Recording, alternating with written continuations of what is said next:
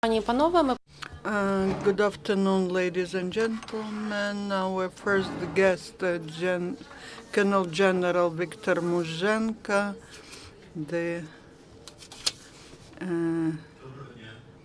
Chief of the General Staff and Commander-in-Chief of the Armed Forces of Ukraine. Today, I would like to say that starting from the 10 o'clock on the 9th of December,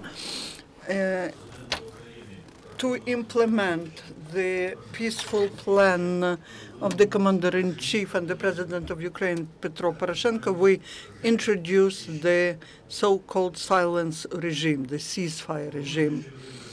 Announcing the ceasefire regime, we believe that the biggest value for us is the life of people, and the losses among the military and peaceful population from both sides are inadmissible.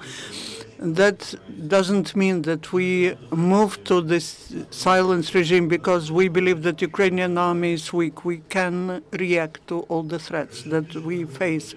The silence regime does not mean that it will be unilateral only for Ukrainian army. That is the process, which is a mutual process for both sides, and we leave the right to adequately react to violations of this regime. If you have any questions, you're welcome. Ukrainska Pravda, Ukrainian truth.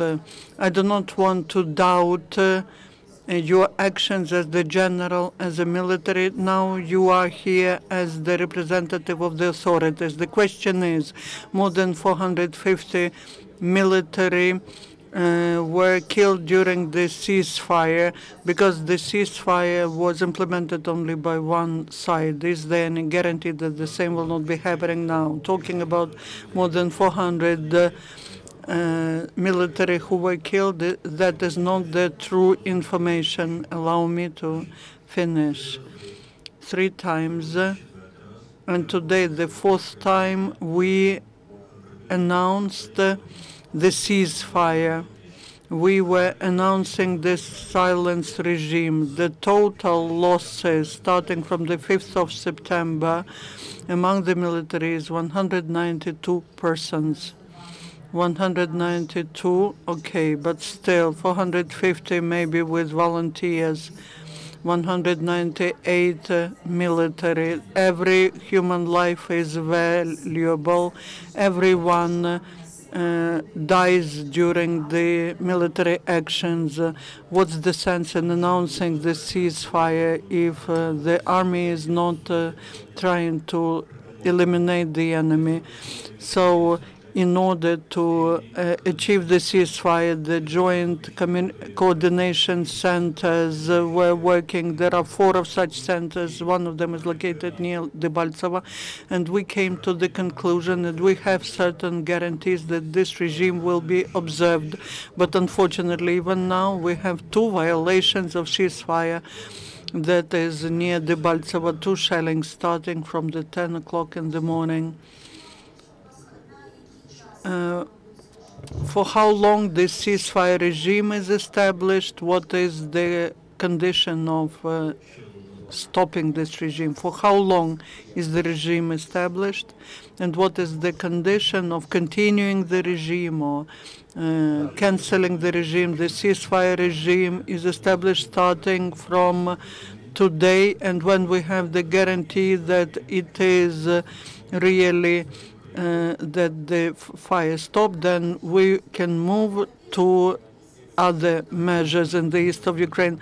We do not have any objective that this will be for 1 day or for 2 days. When we see the guarantee that it's established and it's stable, what is the complete guarantee? Is it withdrawal of troops? These are the further steps after the first stage is fulfilled.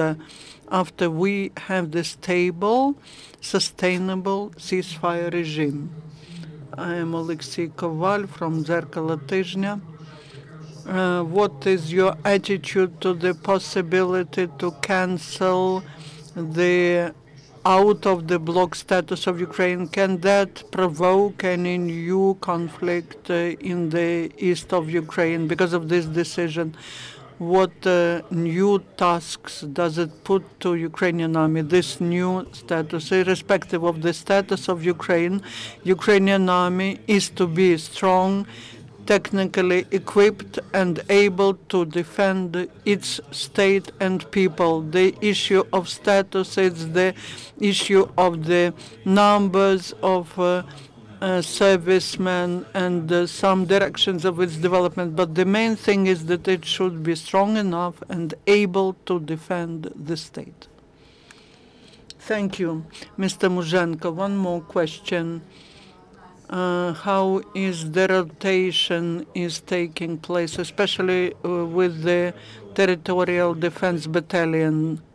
The territorial defense battalions, well, we do not have such battalions in the armed forces of Ukraine. We have now the motor infantry battalions, and they are part of military units. Their rotation takes place according to the plan. There are some violations of that plan, but that's life which puts its adjustments. But our approach is that the battalions and the personnel are to be rotated. And secondly, we've made the decision, irrespective of the fact that these units are in the zone of ATO and they are exercising the tasks which they have, we give some vacations to the personnel.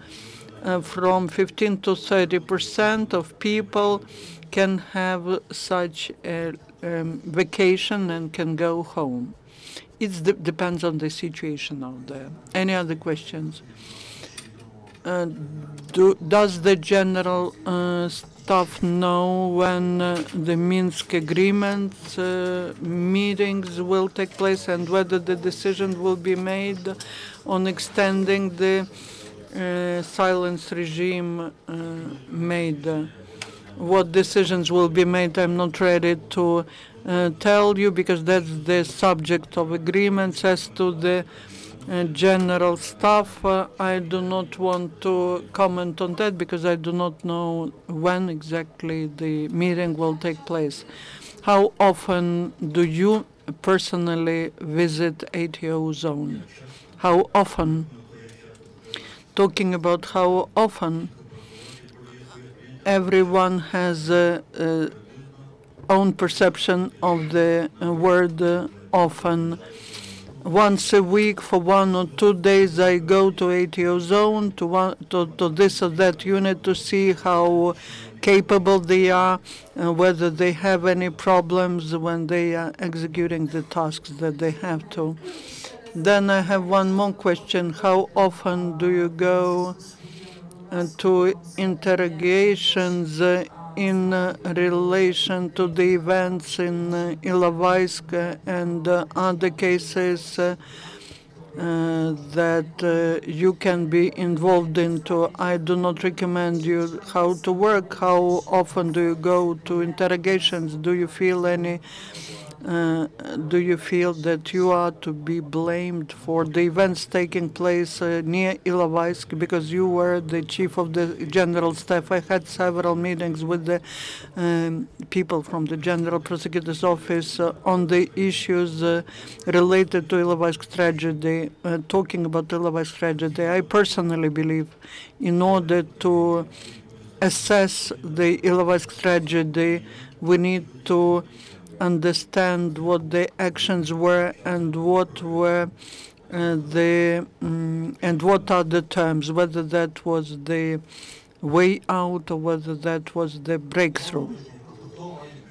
Who has to be responsible for all these tragedies?